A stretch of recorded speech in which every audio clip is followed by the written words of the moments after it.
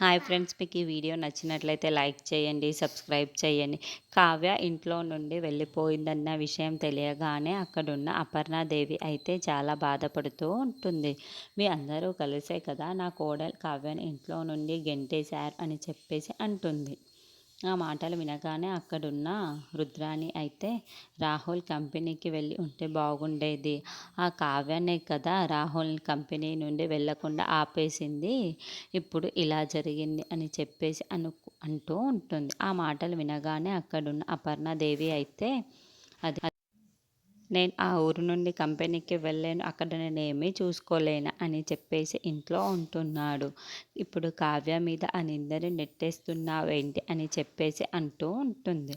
ఆ మాటలు వినగానే అక్కడున్న రుద్రాణి అయితే ఏమీ మాట్లాడకుండా సైలెంట్గా ఉండిపోతుంది. ఇంతలో అక్కడున్న అపర్ణాదేవి మాత్రం చాలా కోపంగా, నేను నా కొడుకు తలుచుకోవాలే కానీ ఇక్కడ ఉన్న బెడ్ పరకల్ని కూడా తీసేయడం మాకు ఎంతసేపు చెప్పు అని చెప్పేసి అక్కడున్న రుద్రాణి అయితే రాహుల్ని చూసి అంటూ ఉంటుంది. ఆ మాటలు వినగానే అక్కడున్న రుద్రాణి అయితే చాలా కోపంగా అపర్ణదేవిని చూస్తూ ఉంటుంది. ఇంతలో అక్కడున్న అపర్ణదేవి మాత్రం రాజుని చూసి ఆ చెప్పుడు మాటలు విని ఎవరినో చెప్పినట్టు చెప్పేసి, నాకు ఆ కోడలు కావ్యాన్ని గెంటేసి కదా అని చెప్పేసి ఆ రాజుని గెంటేస్తూ ఉంటుంది. ఆ మాటలు వినగానే అక్కడున్న రాజు అయితే ఒక్కసారిగా షాప్ అయి వాళ్ళ అమ్మ వైపుకు చూస్తూ ఉండిపోతాడు.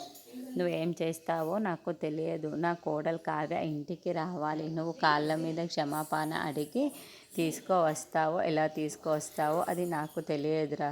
కానీ నా కోడలు నా ఇంట్లో ఉండాలి. నువ్వు ఎలాగైనా సరే నా కోడల్ని నా దగ్గరికి తీసుకొని రా అని చెప్పేసి అంటూ ఉంటుంది. ఆ మాటలు వినగానే అక్కడున్న రుద్రాణి, రాహుల్ అందరూ కూడా ఒక్కసారిగా షాక్ అయిపోతూ ఉంటారు. ఏంటి అపర్ణదేవి ఇలా అంటుంది అని చెప్పేసి అనుకుంటూ ఉంటారు. ఇంతలో అక్కడున్న రాజు మాత్రం ఇప్పుడు కావ్యాన్ని బతిమిలాడి తీసుకురావాలా అని చెప్పేసి ఆలోచిస్తూ ఉంటాడు.